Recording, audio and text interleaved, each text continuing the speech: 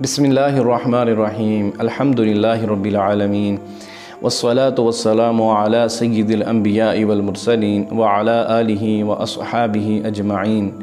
अम्मा बाद, बहुत सारे लोग ये भी पूछते हैं कि जिस्म में अगर किसी जगह फोड़ा फिंसी निकल आए या जिल्द की बीमारी हो, स्किन की बीमारी हो, तो उसका कोई इलाज, कोई दम है?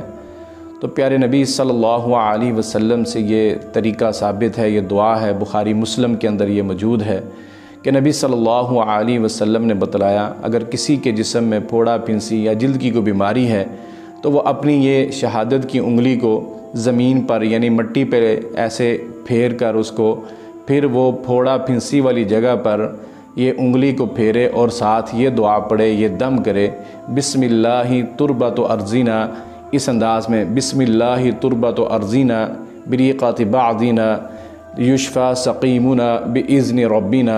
इस दुआ को पढ़ के दम करे, अल्लाह रब्बुल आलमीन उसको शफ़ा अता फ़रमाएंगे। हमारे एक उस्ताद थे बुज़ुर्ग, वो फरमाया करते थे कि गुजरांवाले में हमारे मदरसे में एक बावर्ची था, उसके पास काफ़ी सारे लोग दम करवाने के लिए आया करते थे। तो मैंने एक दिन उससे सवाल किया, भाई आपके पास जो लोग आते हैं आप क्या दम करते हो? तो उसके पास उस दिन एक औरत जिसको ब्रेस्ट कैंसर था वो भी आई हुई थी। तो उसने बतलाया कि मुझे किसी ने बतलाया था कि ये शख्स दम करता है, तो मैं इससे दम करवाने आती हूँ, तो अल्लाह ने मुझे कैंसर जैसी बीमारी से शफ़ा अता फरमा दी है। तो उन्होंने उस बावर्ची से पूछा कि आप कौन सी दुआ पढ़ते हो? तो उन्होंने फरमाया कि मैं ये बुखारी मुस्लिम की जो रवायत है, ये दुआ जो है ये मैं पढ़ के दम करता हूँ, बिस्मिल्लाहि तुरबतु अर्ज़िना बिरीक़ाति बादिना लियुशफ़ा सक़ीमुना बिइज़्नि रब्बिना। इसकी तादाद तो दर्ज नहीं है, लेकिन आप 7 मरतबा पढ़ लें, ताक अदद में जितनी दफ़ा पढ़ सकते हैं पढ़ लें।